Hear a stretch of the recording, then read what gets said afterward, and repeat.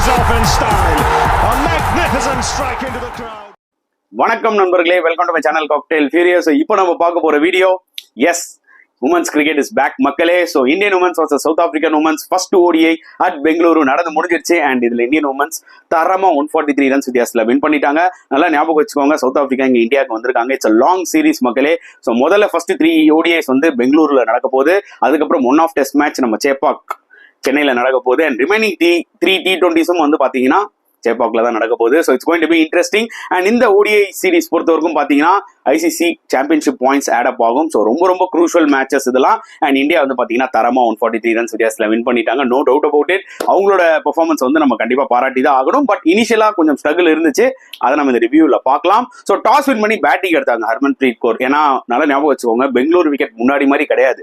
Second ஹாஃப்ல கொஞ்சம் batting ஆடுறது கஷ்டமா இருக்கு. ஸோ அந்த சாயிலே டோட்டலா சேஞ்ச் ஆயிடுச்சு. அது ஏனே தெரியல. IPL நம்ம பார்த்திருப்போம், மேபி ஒரு 1 or 2 மேட்சஸ் ஹை ஸ்கோரிங் இருந்திருக்கும். மற்றபடி பாத்தீங்கன்னா செகண்ட் ஹாஃப்ல கொஞ்சம் ஸ்லோவா தான் இருந்தது விக்கெட். ஸோ அந்த வகையில வந்து சின்ஸ் இட்ஸ் 50 overs கேம்ன்றதுனால பேட்டிங் எடுத்தது it was a good decision. And India வந்து 265 ரன்ஸ் ஆக்சுவலா 50 ஓவர்ஸ்ல அடிச்சாங்க.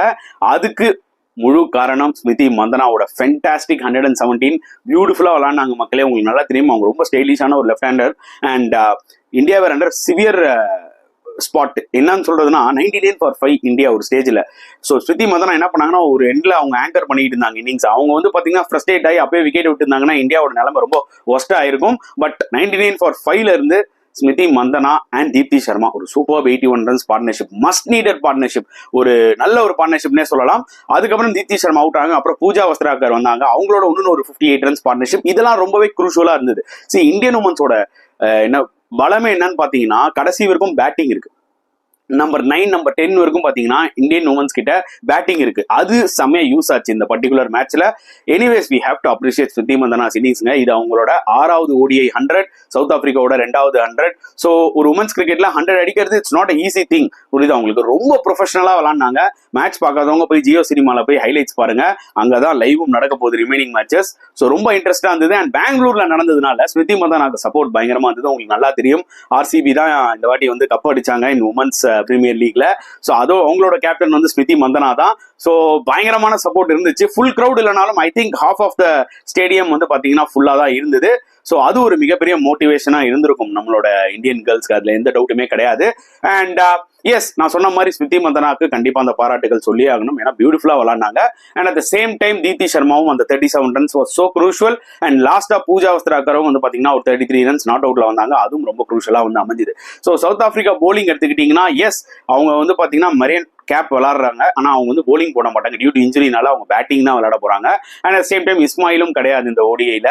அண்ட் கிட்டத்தட்ட ஒரு யங் டீம். எஸ், இந்த காக்கா கிளாஸ்லாம் வந்து எக்ஸ்பீரியன்ஸ் பிளேயர்ஸ் தான். ஒரு டெபியூட்டன்ட் வந்து சூப்பரா போலிங் போட்டாங்க, சரியான பேஸ். பட் ஆனா டெத்ல கொஞ்சம் ரன்ஸ் கொடுத்துட்டாங்க. கண்டிப்பா அந்த இன்எக்ஸ்பீரியன்ஸ் தெரிஞ்சது, போக போக டெஃபினட்டா கத்துப்பாங்க. பட் சவுத் ஆப்பிரிக்கா ஸ்பின்னர்ஸ் வந்து கொஞ்சம் நல்லா போட்ட மாதிரி இருந்துச்சு. பட் கேம் ஒரு டைம்ல கிரிப்ல வச்சிருந்தாங்க சவுத் ஆப்பிரிக்கா 99-5 இருந்து. அங்க இருந்து கொஞ்சம் கோட்டை விட்டாங்கன்னு தான் சொல்ல முடியும். வல்ஃப்ரெட் அவங்க தான் வந்து பாத்தீங்கன்னா இப்ப சவுத் ஆப்பிரிக்காவோட கேப்டன். அவங்க கொஞ்சம் டாக்டிக்கல் எரர்ஸ் பண்ண மாதிரி எனக்கு தோணுச்சு. மேபி அவங்க வந்து பாத்தீங்கன்னா அந்த டைம்ல ஸ்பின்னர்ஸ் போட்டுருந்தாங்க பாத்தீங்களா, அதே டைம்ல மெயின் போலர்ஸ் எடுத்துட்டு வந்து அந்த பார்ட்னர்ஷிப்பை பிரேக் பண்ணிருக்கலாம். பட் அந்த பார்ட்னர்ஷிப்பை வளர விட்டாங்க. அங்கதான் ஸ்மிருதி மந்தனா தீப்தி சர்மா ஸ்மார்ட்டா விளாண்டாங்க அந்த 81 ரன்ஸ் பார்ட்னர்ஷிப்ல நான் சொல்லுவேன். அண்ட் சேசிங்ல டெஃபினட்டா இந்த 265 ஸ்கோர் இஸ் சூப்பர் ஸ்கோர்னு கிளியரா தெரிஞ்சது. ஏன்னா பேட்டுக்கு அந்த அளவுக்கு பால் வரல, அது கிளியர் கட்டா தெரிஞ்சுது. அண்ட் ஃபர்ஸ்ட் பால்ல இருந்தே வந்து பாத்தீங்கன்னா கொஞ்சம் ஸ்ட்ரகிள் ஆயிட்டு தான் இருந்தாங்க சவுத் ஆப்பிரிக்கா. ஸோ பேச்சே கிடையாது. அண்ட் இந்தியன் போலர் சொல்லவே வேணாம் மக்களே.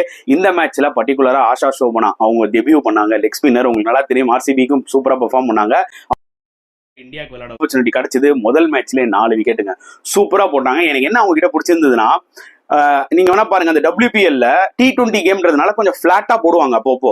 ஆனா இது 50 overs கேம்ன்றதுனால அவங்க வந்து அந்த டிபிக்கலா லெக் ஸ்பின்னர்ஸ் தூக்கி போடுவாங்க பாத்தீங்களா, டர்ன் ஆறதா இருக்கட்டும், அப்பப்போ வந்து அந்த கூகுளி போடுறதா இருக்கும், பியூட்டிஃபுல்லா போட்டாங்க. ஐ திங்க் ஆஷா சோபனா வந்து பாத்தீங்கன்னா ஒரு மிகப்பெரிய வெப்பனா இருக்க போறாங்க இந்தியாவுக்கு. ஏன்னா லெக் ஸ்பின்னர்ஸ் ஆல்வேஸ் வந்து பாத்தீங்கன்னா விக்கெட் டேக்கர்ஸ். நம்ம இது மென்ஸ் கிரிக்கெட்லயே சொல்லுவோம். உமன்ஸ் கிரிக்கெட்ல லெக் ஸ்பின்னர்ஸ் ஆர் டேம் டேஞ்சரஸ்ன்றது என்னோட ஒரு point of view. And India பொறுத்த வரைக்கும் பாத்தீங்கன்னா நல்ல லெஃப்ட் ஆர்ம் ஸ்பின்னர்ஸ் இருக்காங்க, ராதா யாதவ் இருக்காங்க, ராஜேஸ்வரி கெய்க்வாட் இந்த ஸ்குவாட்ல இல்லாம இருக்கலாம், but still we have an option. புரியுதா உங்களுக்கு? And off spinner Shreyanka Patil இருக்காங்க டக் அவுட்ல, இப்போ ஒரு லெக் ஸ்பின்னர் இருக்காங்க. So we have lot of varieties நான் கண்டிப்பா சொல்லுவேன். அண்ட் இந்த மேட்சை பொறுத்த வரைக்கும் டெஃபினட்டா we have to give huge credit to Asha Sobhana. ஃபென்டாஸ்டிக்கா போட்டாங்க. அண்ட் நியூ பால்ல சொல்ல வேணாம், ரேணுகா ஆஸ் யூஷுவல் வந்து அந்த விக்கெட் எடுத்து கொடுத்துட்டாங்க ஸ்டார்டிங்லேயே. அண்ட் பூஜா வஸ்திராக்கர் அந்த டைட் லைன் போடுவாங்க பாத்தீங்களா, ஸ்டெம் டு ஸ்டெம், அவங்களும் நல்லா போட்டு ஒரு இம்பார்ட்டன்ட் விக்கெட் எடுத்தாங்க. அண்ட் எல்லா இந்தியன் போலர்ஸுமே டைட்டா போட்டாங்க. உங்களுக்கு நல்லா தெரியும் நம்மளோட ஹோம் கேம் இது, நம்மளுக்கு தெரியும் கண்டிஷன்ஸ் எப்படின்னு. அண்ட் சவுத் ஆப்பிரிக்காவோட போலிங் கூட அப்பப்போ ஒரு ஸ்பார்க் இருந்தது, பட் அவங்களோட பேட்டிங் வந்து ரொம்ப வீக்கா இருக்கிற மாதிரி எனக்கு தோணுது. அண்ட் அதை பயங்கரமா இந்தியனோட போலர்ஸ் வந்து எக்ஸ்ப்ளாய்ட் பண்ணாங்கன்னு தான் சொல்ல முடியும். So crucial match, crucial points இதெல்லாம் ஈச் அண்ட் எவ்ரி மேட்ச் வந்து பாத்தீங்கன்னா ICC championship points add up ஆகும். இதை வச்சு தான் வந்து பாத்தீங்கன்னா 50 ஓவர்ஸ் வேர்ல்ட் கப் குவாலிஃபிகேஷன் இருக்கு. ஸோ கண்டிப்பா எந்த டீமா இருந்தாலும் பாத்தீங்கன்னா இந்த மாதிரி பைலேட்டரல் சீரிஸ் எல்லாம் ரொம்ப இம்பார்ட்டன்டா எடுத்து தான் விளையாட போறாங்க. அந்த வகையில இந்தியா ஃபர்ஸ்ட் மேட்ச் வின் பண்ணது ஒரு சூப்பர் ஸ்டார்ட். இன்னும் 2 ஓடிஐ இருக்கு. ப்ராபப்ளி வந்து பாத்தீங்கன்னா நெக்ஸ்ட் ஓடிஐ வின் பண்ணி சீரீஸை வின் பண்ண பார்ப்பாங்க India. And Smriti Mandhana in form, நல்ல ஒரு விஷயம், நல்லா ஞாபகம் வச்சுக்கோங்க. அவங்களுக்கு வந்து நடுவில் ஒரு டோ இன்ஜுரி வேற ஆச்சு, நடுவில் ரொம்ப கஷ்டப்பட்டாங்க ஓடுறதுக்கு.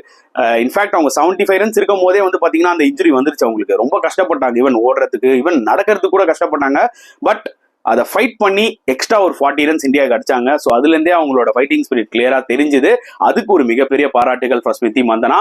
ஹோப்ஃபுல்லி நம்ம வந்து இன்னும் other players like Shafali Verma, Hemalatha and Rodrigues இந்த மாதிரி பிளேயர்ஸ் கிட்ட இருந்து இன்னும் அதிகமா எக்ஸ்பெக்ட் பண்றோம் நெக்ஸ்ட் ஓடிஐல. பொறுத்து வந்து பார்க்கலாம் வேற மற்ற பிளேயர்ஸ்லாம் வந்து பாத்தீங்கன்னா பெர்ஃபார்ம் பண்றாங்களான்னு சொல்லிட்டு.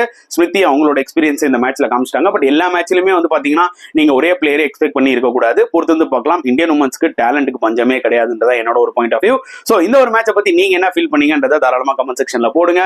அண்ட் இந்த வீடியோ பிடிச்சிருந்தா லைக் பண்ணுங்க, ஷேர் பண்ணுங்க, முடிஞ்சா சப்ஸ்கிரைப் பண்ணுங்க. ஸோ நெக்ஸ்ட் வீடியோல பார்க்கலாம் ஃப்ரெண்ட்ஸ். அன்டில் தென் பாய்.